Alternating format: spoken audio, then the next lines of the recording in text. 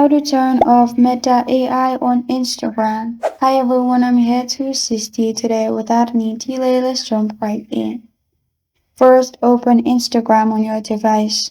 Make sure you're logged into your Instagram account. Then, click on the message icon at the bottom, which will lead you to your chats. Now click on any of the chat. After you've clicked on any of the chat in there, what you need to do is type in @ and then click on Meta AI at the top and continuously spam Meta AI. After you do that, Meta AI may think you're spamming and disable this Meta AI icon on your account.